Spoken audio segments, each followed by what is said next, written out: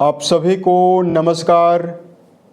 दोस्तों, कन्या राशि वाले जातकों का इस चैनल पे स्वागत है। इस वीडियो में हम आपको बताने वाले हैं कन्या राशि वाले जातकों के लिए साल 2026 में 22 से लेकर 31 जनवरी तक का समय कैसा जाने वाला है। जनवरी महीने के इस समयावधि में आपकी राशि के ऊपर बनी हुई ग्रही अवस्था क्या परिणाम कन्या राशि वाले जातकों को देने वाली है। किन मामलों में कन्या राशि वाले जातकों को कम प्रयासों में बड़ी सफलता मिलने वाली है, वहीं कहां पर आपको सावधानी पूर्वक काम करने की आवश्यकता जीवन में रहने वाली है। ये राशिफल कन्या राशि वाले जातकों के लिए ही बनाया गया है और आपकी चंद्र राशि के ऊपर प्रभावी रहने वाला है, तो आप इसे इसी आधार पर देखें। इस राशिफल के माध्यम से कन्या राशि वाले जातकों के जीवन से जुड़े हुए सभी पहलू के बारे में हम आपको जानकारी भी देने वाले हैं, जैसे कन्या राशि का करियर और व्यापारिक जीवन, आर्थिक जीवन, पारिवारिक जीवन, प्रेम संबंध, स्वास्थ्य, एजुकेशन लाइफ और अंत में हम आपको धार्मिक उपायों के बारे में भी जानकारी देने वाले हैं। तो कन्या राशि वाले जातकों, राशि के ऊपर क्या परिवर्तन ग्रहों में होने वाले हैं और क्या ग्रही अवस्था आपकी राशि के ऊपर बनी हुई रहने वाली है, सबसे पहले यही जानकारी हम आपको दे रहे हैं। तो देखिए, केतु देव का गोचर आपके व्यय भाव में होने वाला है और राहु देव का गोचर आपके छठे भाव में यानी रोग भाव में होने वाला है। यहां पर आपके राशि के लिए राहु केतु की अवस्था बहुत ही बेहतर है। सप्तम घर में शनिदेव का गोचर होने वाला है। यहां पर एक सबसे बेहतर पॉजिटिविटी यह है कि शनिदेव अपने स्व नक्षत्र में मौजूद होकर आपके केंद्र में यानी आपके वैवाहिक भाव में अब गोचर करने वाले हैं। गुरु बृहस्पति की अवस्था आपके कर्म भाव में रहेगी। बुध, मंगल, सूर्य और शुक्र देव की मौजूदगी आपके राशि से त्रिकोण भाव में पंचम भाव में बनी हुई रहने वाली है, जिसमें यहां पर सेनापति मंगल अपनी उच्च राशि मकर में रहेंगे। सूर्य देव के साथ मंगल देव पराक्रम योग बनाने वाले हैं। बुध देव के साथ सूर्य देव बुधादित्य योग बनाने वाले हैं। बुध देव शुक्र देव के साथ लक्ष्मी नारायण योग यहां पर बनाए हुए रहने वाले हैं। तो ग्रहों में मेजर परिवर्तन नहीं होने वाला है, लेकिन ग्रहों में विशेष पॉजिटिविटी रहने वाली है। अभी हाल ही में यानी 20 तारीख को और 18 तारीख को ही, 17 तारीख को ही कई ग्रहों का परिवर्तन चतुर्थ से पंचम भाव में हुआ है। इसका क्या मुख्य रिजल्ट इस समय में आपको मिलेगा? सबसे पहले आपको करियर और व्यापारिक जीवन के मामले में जानकारी दे रहे हैं। कुंडली के दसम भाव से करियर, व्यवसाय, प्रसिद्धि और मान सम्मान के बारे में विचार करते हैं। इस भाव के स्वामी बुध माने जाते हैं, जो कि आपके केंद्र में मकर राशि में सूर्य देव के साथ बुधादित्य योग बनाकर बहुत ही अच्छी अवस्था में रहने वाले हैं। उसके अलावा कर्म भाव में गुरु का गोचर होने वाला है और राहु देव की उच्च दृष्टि भी कर्म भाव पर जाने वाली है। तो कन्या राशि वाले जातकों के लिए अगर आप नौकरी पेशा हैं तो अपने जीवन में वर्क प्लेस पर सम्मान के अवसरों को प्राप्त करने में समर्थ रहेंगे। वहीं व्यावसायिक कन्या राशि वाले जातकों के जीवन में व्यापार में बड़ी पॉजिटिविटी आपको मिलने वाली है।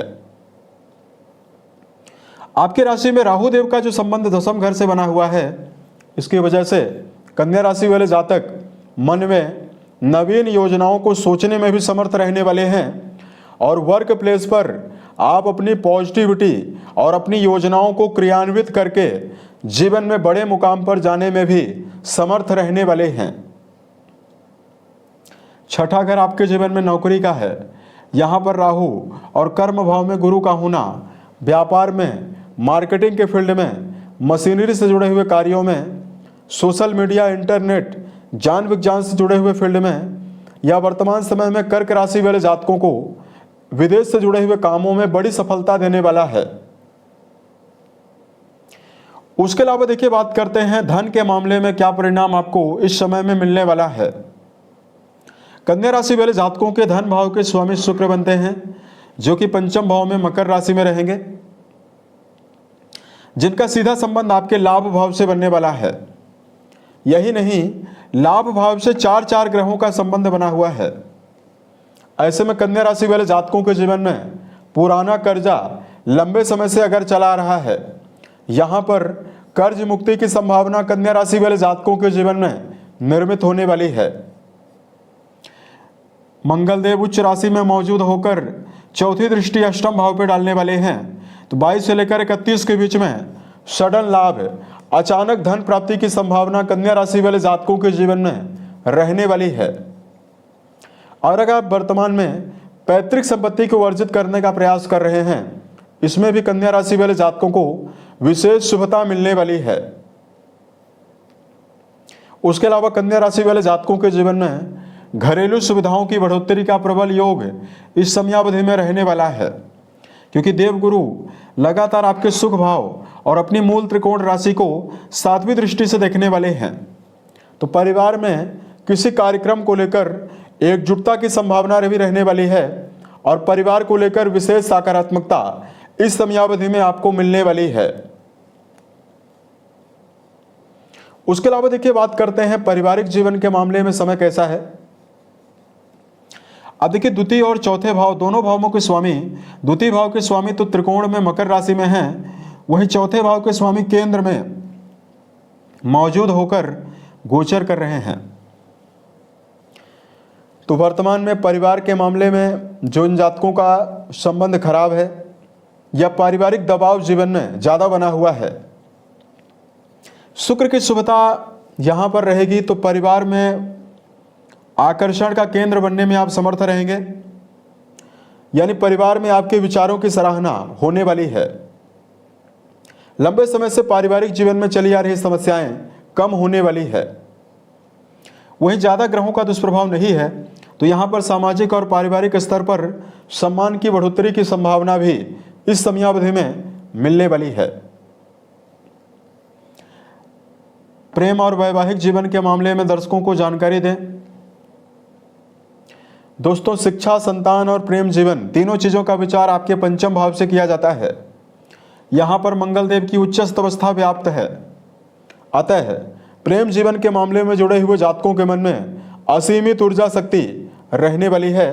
प्रेम संबंधों के मामले में भरपूर समर्पण यहाँ पर कन्या राशि वाले जातकों को मिलने वाला है।